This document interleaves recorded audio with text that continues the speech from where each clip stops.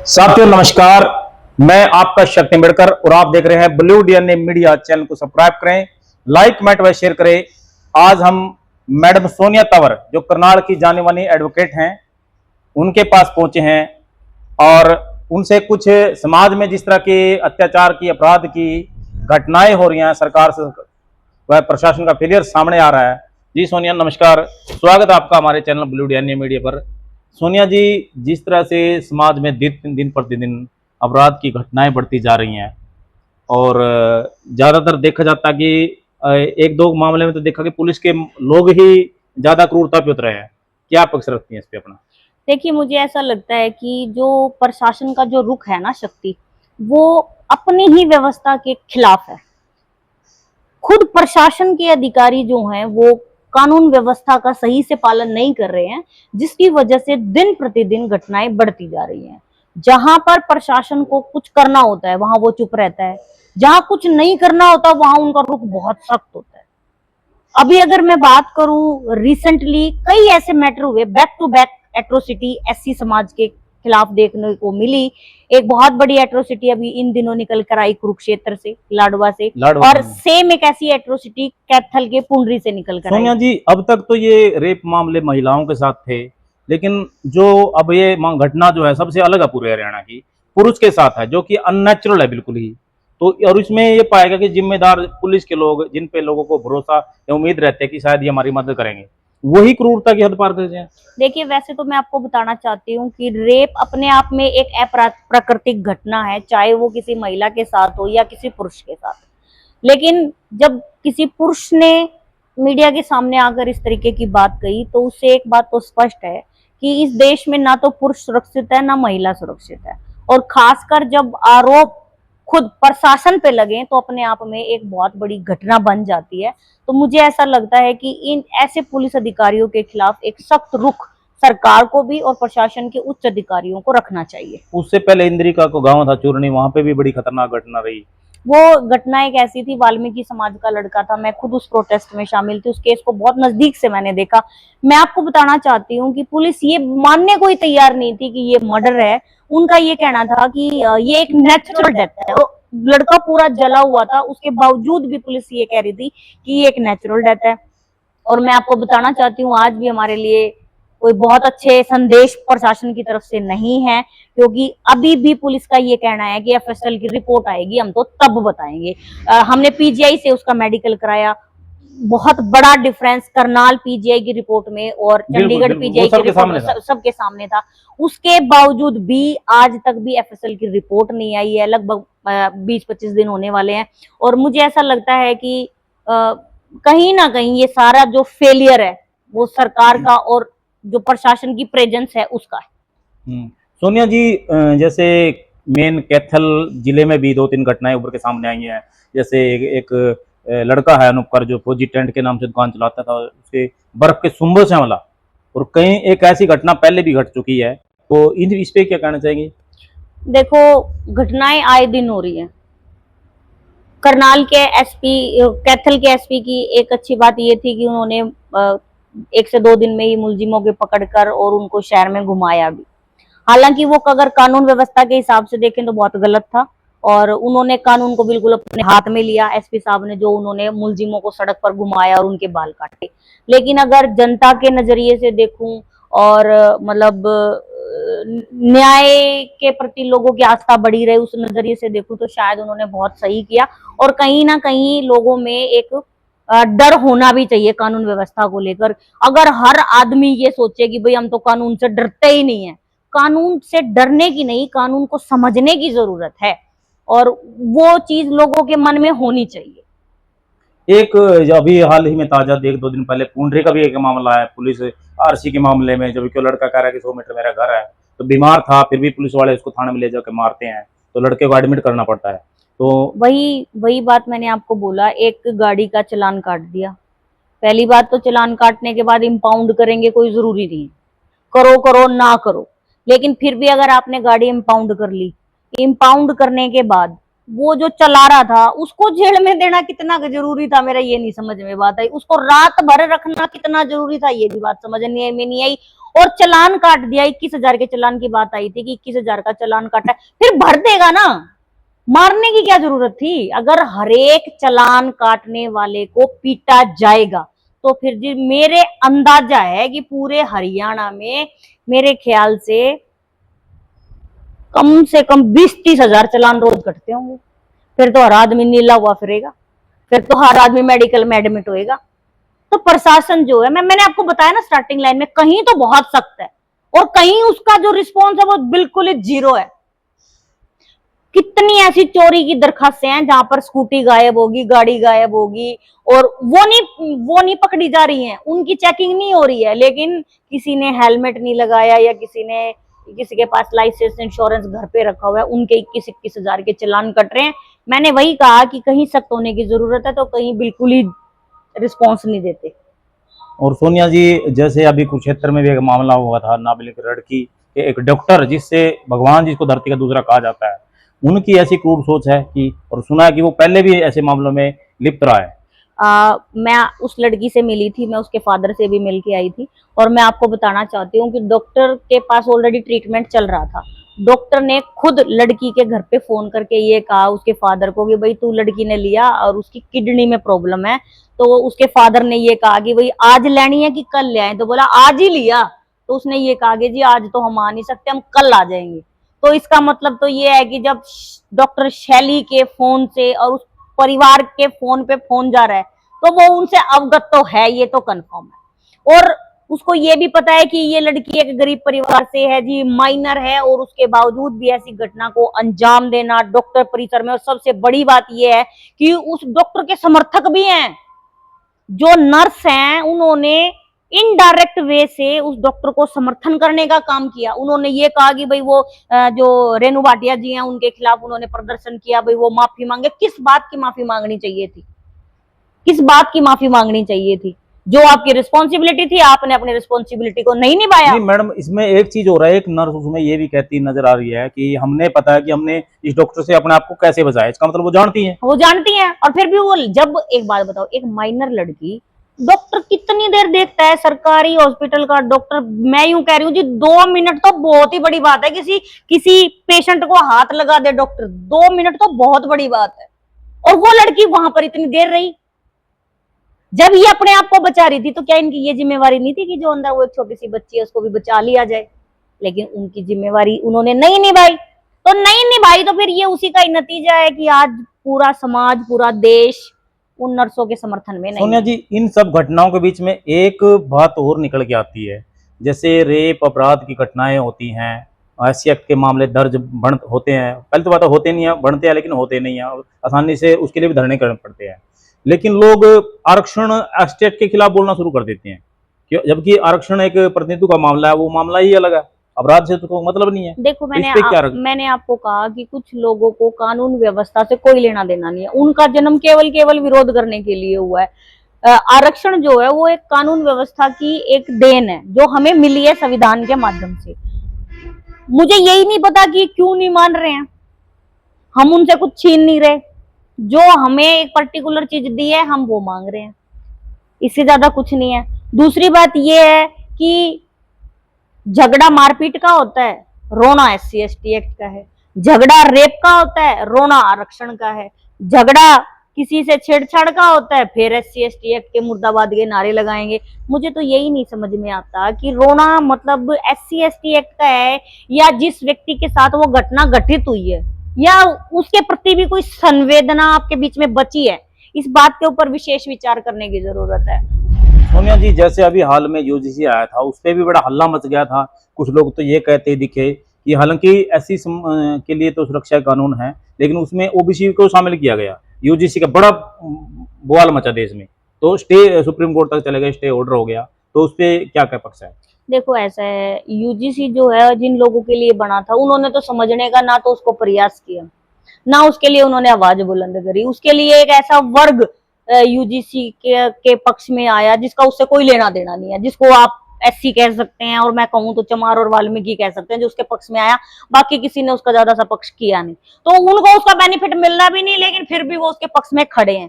तो मुझे ऐसा लगता है कि ये जो मुद्दा है ये उन लोगों के लिए छोड़ दो जिनके लिए जरूरी है, वो समझें इस बात को कि उनके लिए जरूरी है या नहीं है। हम किस किस व्यक्ति को जाकर ये बताएं, सुनने को तो तैयार नहीं है। वहां पे इतना बड़ा डिस्क्रिप्शन यूजीसी में लिखा हुआ है कि किसको इसका बेनिफिट मिलेगा, किसको इसका बेनिफिट मिलेगा, लेकिन अगले सुनने को ही तैयार नहीं है। हम तो सुरक्षित, हमारे पास आरक्षण है, हमारे पास SC ST एक्ट है, तब क्या हमारे लड़के मर नहीं रहे?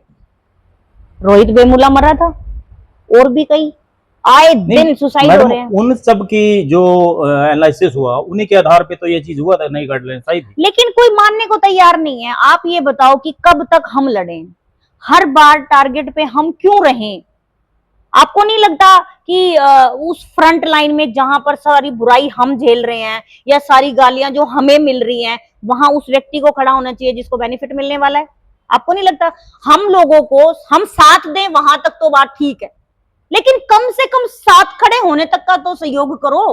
अगर आप साथ भी नहीं खड़ा हो सकते तो फिर हम तो नहीं चाहते कि आपको ये बेनिफिट मिले। अच्छा सोनिया जी, एक और सवाल कि जैसे करनाल में नाम से पहचाना जाता आपको, और ज्यादातर मैं भी देखता हूँ हर मामले पे आप खुल के बोलती हैं, लेकिन कुछ लोगों से हमने भी ये ना कहते ना सुना है कि करनाल में क्या यही वकील है।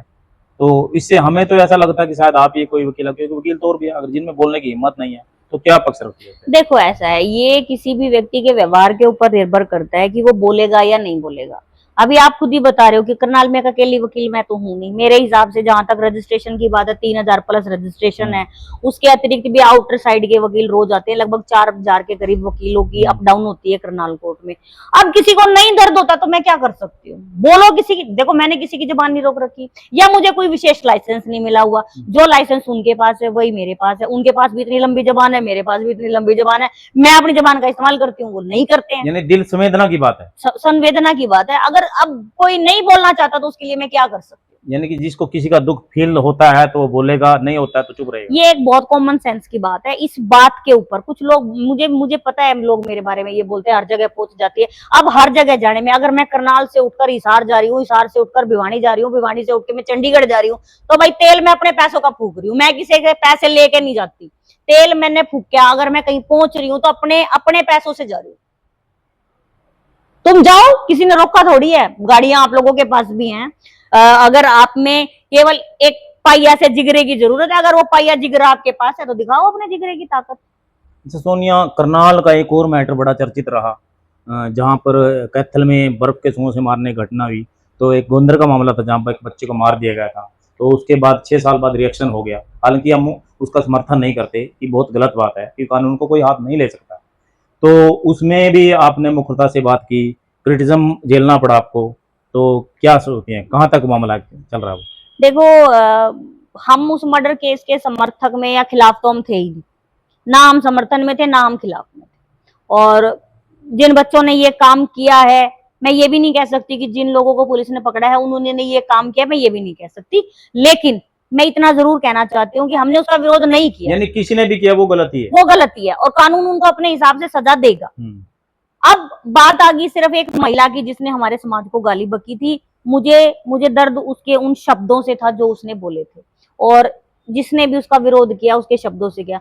मुझे सबसे पहले मैंने आवाज उठाई, मेरे समाज के बहुत लोगों ने मेरा साथ दिया। एक बहुत बड़ा आंदोलन तैयार हो गया था, हजारों लोग वहां पर पहुंचे और मिलियंस में व्यूज थे उस वीडियो के, क्योंकि वो बात इतनी गलत थी कि हर व्यक्ति बैठ के भी उसका किया। और जिसने नहीं किया, मुझे नहीं पता कि उसने क्यों किया। शायद उसमें समाज के प्रति या अपने प्रति या अपने समाज की बहन बेटियों के प्रति कोई संवेदना होगी ही नहीं जो नहीं बोला, अदरवाइज हर किसी को दर्द हुआ। मैंने शिकायत दी, मेरे साथ साथ 44 लोगों ने और शिकायत दी, FIR दर्ज होगी। आरोपी नहीं गिरफ्तार हुआ। आरोपी इसलिए गिरफ्तार नहीं हुआ, मैं स्पष्ट बताना चाहती हूँ कि हम लोगों को कुछ कमजोर करने वाले लोग फ्रंट में आ गए, जिन्होंने ये आश्वासन दे दिया कि कुछ मत करना, बीच में हम खड़े हैं। और ये उन्हीं लोगों का नतीजा है कि उन्होंने आरोप को कहीं ना कहीं मट्टी पलीत करने का काम किया। लेकिन फिर भी जिस कमेटी ने ये पर्चा दर्ज कराया, मैं और मेरे जैसे और बहुत सारे साथी लगातार इस मुकदमे के ऊपर काम कर रहे हैं। कमेटी अभी एससी कमीशन भी गई थी, एससी कमीशन के तरफ से नोटिस भी हुआ है 15 दिन का, और लगातार हम उसके ऊपर काम कर रहे हैं। कुछ लोगों ने कानून व्यवस्था को तोड़ने का काम जरूर किया और वो अपने थे, इसलिए और ज्यादा दुख है मुझे। लेकिन ये जरूर बताना चाहती हूँ कि आज नहीं तो कल, कल नहीं तो परसों इस मुकदमे में कार्रवाई तो जरूर होगी। इसके अतिरिक्त आपको एक बात बताना चाहती हूँ, पुलिस इस मुकदमे को खारिज नहीं कर सकती क्योंकि बहुत क्लियर कट मुकदमा था। इसमें ऐसा नहीं था कि ऐसे ही किसी ने कह दिया या किसी गवाहों की बयानों की जरूरत पड़ेगी, नहीं पड़ेगी, क्योंकि इलेक्ट्रॉनिक बेस्ड केस है। पूरा केस जो है ना वो इतना क्लियर है कि पुलिस इसे खारिज तो किसी भी हालत में नहीं कर सकती। सोनिया, इस मुकदमे में पुलिस जहां तक करेगी उस महिला को जमानत देगी, और जो आजकल एक ट्रेंड चल रहा है उसके खिलाफ भी एक बड़ा आंदोलन करना चाहिए। ये मैं आज आपके चैनल के माध्यम से बता सोनिया रही हूँ। जी, जैसे उस महिला ने कहा और लोगों ने भी कहा कि लाश को देखकर वो पागल हो गई, ऐसी लाशें तो हमारे समाज में हर रोज गिरती हैं। हर क्या रोज। हमारी माँ बहनें पागल हो सकती हैं? वो भी ऐसा बोल सकती इसी हैं? केस में, जिस केस में वो महिला चिल्ला रही थी, एक ऐसा ही केस हमारे साथ भी तो हुआ था ना 6 साल पहले, 7 साल पहले। तो उस केस में जब हमारी महिलाएं रो रही थी, हमारी महिलाएं प्रशासन के खिलाफ बोल रही थी, उसी जगह पर जहां पर ये लोग बैठे थे, हमारे ही समाज के 4 लोगों के खिलाफ, इवन उसमें 2 फैमिली मेंबर्स तो ये इसी परिवार के थे जिनका लड़का मरा था, उनके खिलाफ 4 लोगों के खिलाफ भी पर्चा दर्ज हुआ था। मैं आपको एक बात बीच में मैं आपकी काट रही हूँ, समाज को बताना चाहती हूँ कि जो ये शिकायत हुई इस महिला के खिलाफ, इसमें पुलिस जमानत देगी, जो हमें पता है ना, जमानत दे देगी। और हालांकि एससी एसटी एक्ट में एंटिसिपेटरी बेल का कोई प्रावधान नहीं है, लेकिन उसके बावजूद भी पूरे हरियाणा के अलग अलग जिलों में पुलिस प्रशासन किसी किसी सुप्रीम कोर्ट की केस की साइटेशन का हवाला देते हुए एंटिसिपेटरी बेल दे रहा है कि 7 साल से कम सजा के केसेस में जमानत दे दी जाए। लेकिन मैं आपको बताना चाहती हूँ एससी एसटी एक्ट में प्रोविजन एप्लीकेबल नहीं है, क्योंकि उसमें बकायदा ये लिखा गया है कि एससी एसटी एक्ट में कोई एंटिसिपेटरी बेल लाइव नहीं करती। हाई कोर्ट से भी नहीं हाई कोर्ट से तो करती है, डिस्ट्रिक्ट कोर्ट से नहीं करती, और प्रशासन तो दे ही नहीं सकता, लेकिन उसके बावजूद भी प्रशासन दे रहा है। तो मैं समाज के लोगों को ये बताना चाहती हूँ कि जो 2 अप्रैल का जो आंदोलन आप लोग कर रहे किया आप लोगों ने, और वो आपका सक्सेसफुल रहा, एक वैसा ही आंदोलन और करने की जरूरत है आप लोगों को, क्योंकि दोबारा एससी एसटी एक्ट पे एक बड़ा प्रहार किया जा रहा है। हर थाने में जमानत दी जा रही है, हर थाने में जमानत दी जा रही है, ये बात मैंने आज आपको बता दी। अब आप इस बात के ऊपर विचार कीजिए। अगर आपको ऐसे मुकदमे लेने हैं जिसमें एससी एसटी एक्ट में थाने से जमानत हुई तो वो मैं दे दूंगी, अगर किसी को सबूत चाहिए तो मैं दे दूंगी। मैं जीता जागता उदाहरण हूं इस बात का कि एससी एसटी एक्ट में पुलिस ने जमानत दी है, थाने के एसएचओ ने जमानत दी है, उन्होंने आरोपी को गिरफ्तार ही नहीं किया। और ये ड्रामा इनका केवल इस केस में नहीं, बहुत सारे केसेस में चल रहा है। और अगर ऐसा ही चलता रहा तो फिर ये एससी एसटी एक्ट खत्म होने की कगार पे ही मानो आप तो इसको। अगर थाने का एसएचओ ही जमानत दे देगा तो फिर बचा क्या?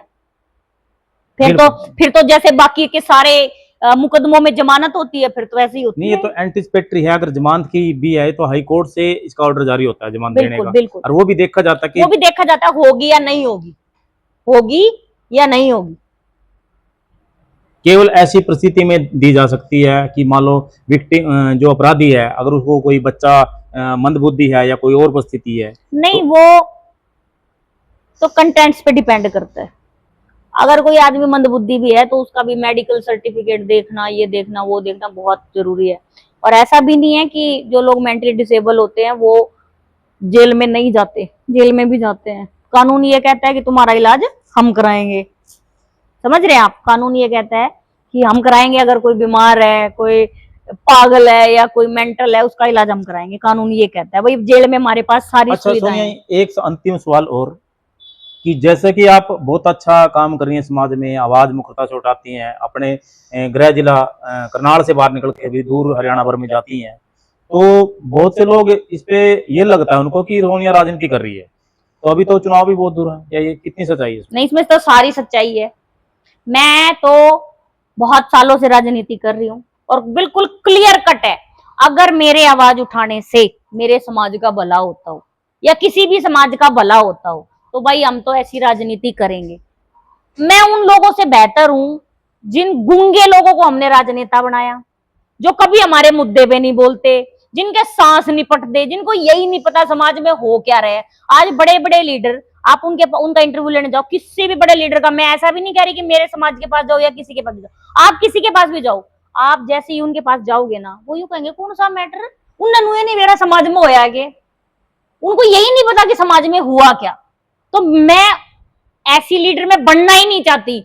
मुझे आज अपने पूरे हरियाणा में हर एक मुद्दे का ये पता होता है कि भाई फलानी जगह ये हो रहा है, फलानी जगह ये हो रहा है, दिकड़ी जगह ये हो रहा है, मुझे पता है। तो मेरे में क्वालिटी है, मैं एक अच्छा लीडर बन सकती हूँ, तो बनाओ फिर मेरे को लीडर, मैं तो कह रही हूँ, और बनूंगी तो कुछ करूंगी भी। और जो लोग जल रहे हैं, तो वो तो देखो, अगर मेरे कुछ ना होते हुए भी मेरे से जल रहे हैं, तो अगर मैं कल को लीडर बन गई तो फिर तो आग लगेगी। तो उन लोगों को जलाने के लिए हम तैयार हैं। धन्यवाद सोनिया जी। तो साथियों, ये थी हमारे साथ करनाल की जानी मानी एडवोकेट आदरणीय सोनिया तंवर जी। आज समाज में बढ़ रही इस तरह की अत्याचार की घटनाओं पर, रेप की घटनाएं और भी मारपीट की घटनाएं, यहाँ तक कि बर्फ के सुंबों तक के मारने तक के हमले हो रहे हैं, उन पर चर्चा हमने की, एनालिसिस उन्होंने अच्छा किया और अपना इन्होंने जो है सवालों का जवाब दिया। वीडियो को ज़्यादा शेयर करें, लाइक कमेंट व शेयर करें, आगे बढ़ाएं, और हमारा वीडियो आपको कैसा लगा कमेंट सेक्शन में हमें बताएं। थैंक यू, धन्यवाद।